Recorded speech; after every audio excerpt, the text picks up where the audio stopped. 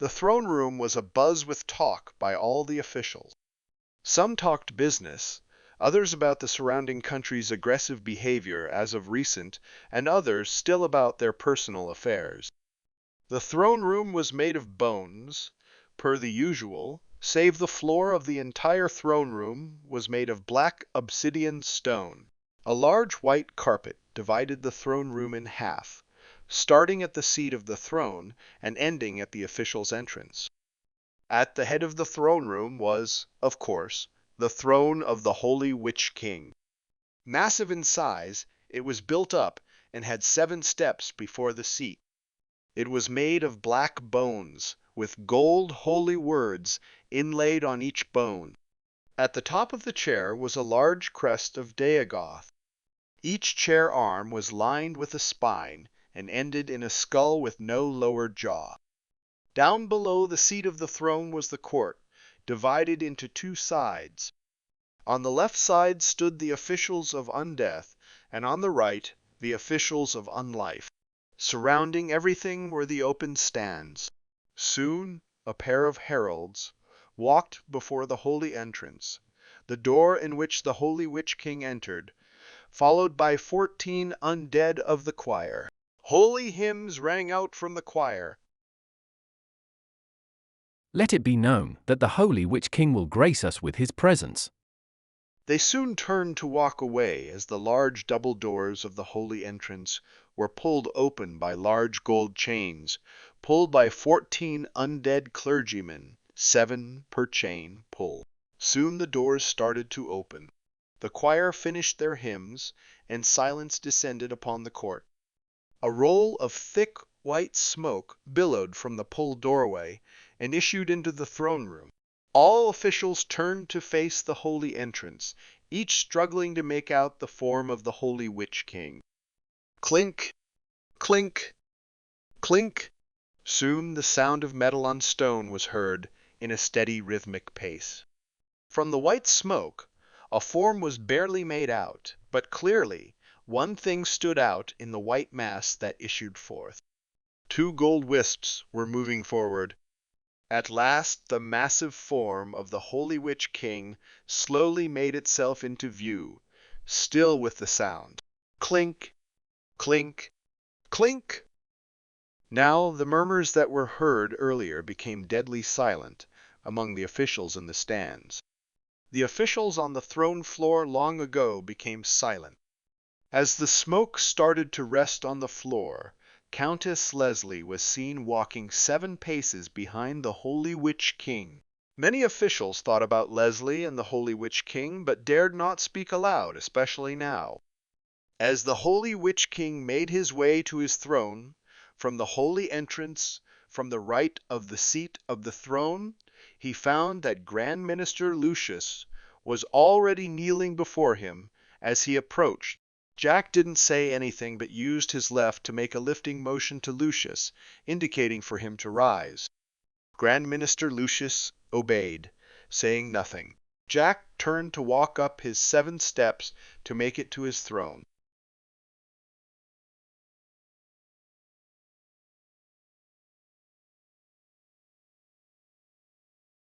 Geez. This throne. This would make a great anime.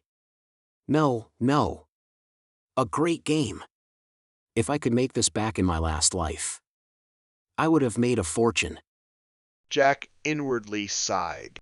As Jack ascended his throne, Countess Leslie made her way to the foot of the left side of his throne. Many female officials in the stands inwardly clicked their tongues at Countess Leslie. They all had a similar thought. She had no status, but still positioned herself at the feet of His Grace's throne. Out of sight, out of mind.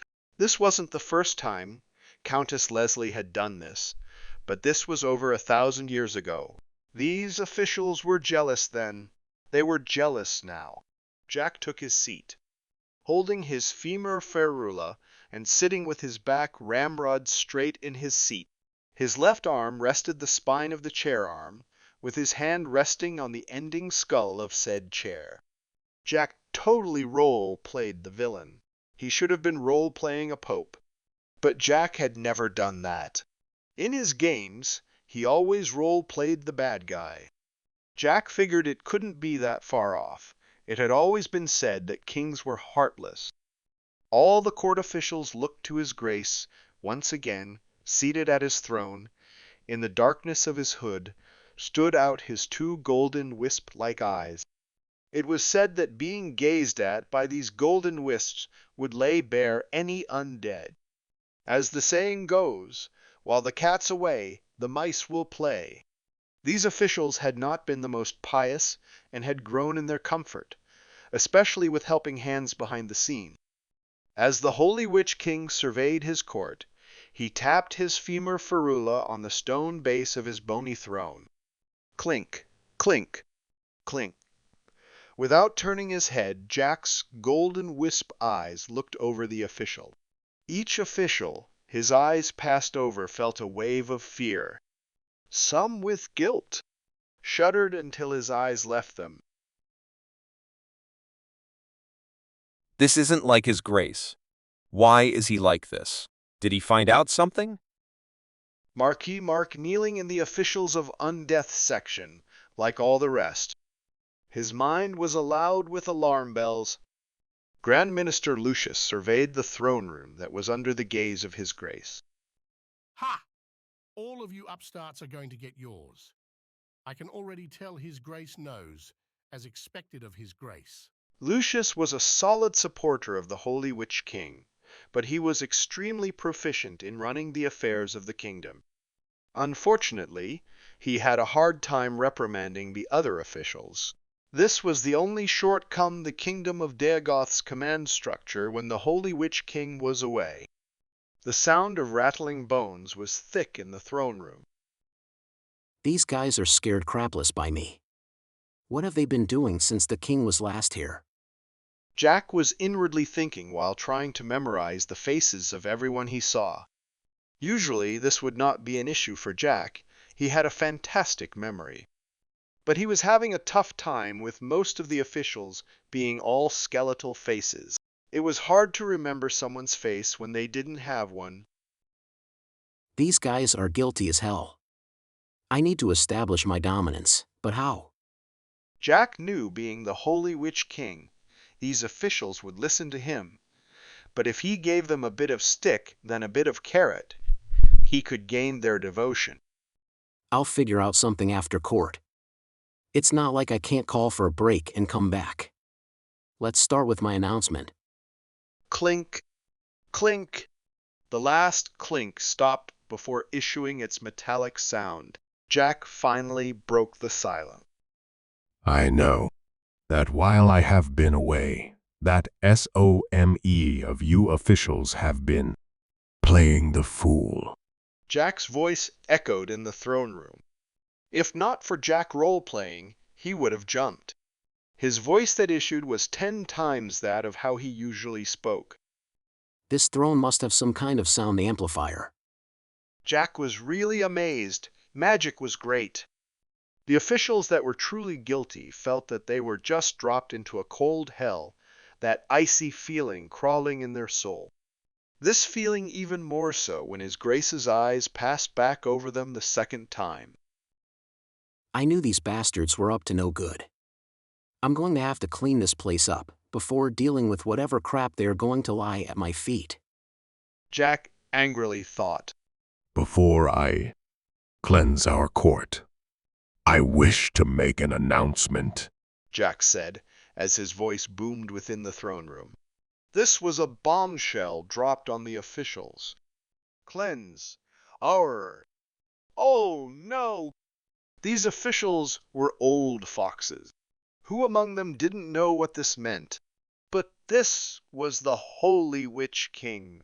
The Holy Witch King was known for tolerance. In his 5,000 years of reign, he had only executed no more than the fingers of one of his hands. What had the Holy Witch King found out? He even used our. Jack spoke our, as in my and your court, but what this meant to the officials were myself and my title as the Holy Witch King. This was an imperial decree. Many of you know of Countess Leslie. Jack rang out again. This time, the reaction was very different. The male officials had thought it was about time, while the female officials thought, why now? Leslie had been overlooking the court from the base of her Grace's throne, couldn't help but looked back up to her Grace. Is this related to what my Grace was asking me earlier? Leslie had always had a strong mind, but when it came to her love, she was a total basket case. At this moment, her mind was tossing in her mind's sea. Jack looked down at this base and called down to Leslie. Leslie, come up to me. Another bomb was dropped. Today was going to be a day of history. All the female officials noticed something which failed most of the male officials. His Grace just called Countess Leslie without her title. When had they become this close? They weren't this close 1,000 years ago. What changed? It's about time. Countess Leslie has pined for your sorry bones for 4,000 years. Grand Minister Lucius inwardly sighed. He was the only one that would criticize his Grace in his presence privately. It could even be said that he was good friends with the Holy Witch King. He also knew what calling her by her first name meant. Grand Minister Lucius would have never waited as long as Countess Leslie did for his lover. He had no idea why the Holy Witch King took this long. There were no laws or rules in the Holy Dead orthodoxy that the clergyman couldn't get married. Crap. This isn't turning out like it was supposed to be. Marcus Mark had made countless plans, but never ever in all his wildest dreams did he expect that the Holy Witch King was going to grant Leslie a title. If Leslie gained more power, she would be able to thwart half of his scheme. Never did Marquis Mark expect the next sentence the Holy Witch King spoke. Leslie had daintily made her way up the throne and made it to Jack's throne. Jack held out his left hand to Leslie, and she had taken it. Let it be known that Leslie is now my consort. She shall now be known as Consort Leslie. Countess Leslie's no consort. Leslie's mind melted. The shock, confusion, and pleasure of this announcement were too much for her. Earlier, she wondered when was the last time she felt so many feelings in one day. Now this was an understatement. Had Leslie been in control of her mental capacity, she would have spoken some words to accept, but at this point, that was beyond her control. A period of time passed, and soon became awkward. She isn't saying anything. Why is she just blankly staring at me? Jack was in full panic mode. He thought she would accept, and he could go on with his plan. Had he made a mistake? The female officials were startled. He didn't ask Countess Leslie if this was something she wanted. Had they discussed this beforehand? If so, why didn't His Grace leave her some face to refuse, even in name only? The male officials were actually of a different opinion. He said that she was his consort, so she was. This is how a true king works. He sees something he wants. He takes it, truly an inspiration. What? Marquis Mark was one of the many officials of Undeath that inwardly exclaimed. It had to be known that the Holy Witch King had been single all his life. Why now? Marquis Mark might as well smash his soul with a rock. He had just accepted a proposal with Jacan. How was he going to move these new officials into place with a second pair of eyes watching? Grand Minister Lucius was made a joke by the officials of Undeath, but all of them knew that if he ever got solid evidence on them, he would have the Justice Department place their souls in jars for all eternity, without a chance of reincarnation. Jack was beginning to become angry out of embarrassment. Screw it. Whether Leslie accepts or not doesn't matter now. I need to save face. Jack pulled Leslie to the side of his throne and patted the arm of the chair. Leslie blankly stumbled forward and then proceeded to half sit on the arm of the throne. She was now, once again, facing the court. This was Jack's emergency plan, however. This wasn't the most proper situation. Even if she was the first consort, she wasn't supposed to sit on the throne, not even on its arm. Many officials felt this disrespectful to the Holy Witch King, but since His Grace didn't say anything, they dare not make any sound, especially as His Grace was planning to start a massacre in the court. Well, if nothing else, Jack had fulfilled one of his life error. On life's goals, he got himself a girlfriend. What Jack didn't know was that a consort was a wife, not a girlfriend. She would also need a wedding, a title, an estate, a regiment of guards, and a betrothal gift. This usually didn't come up in his games.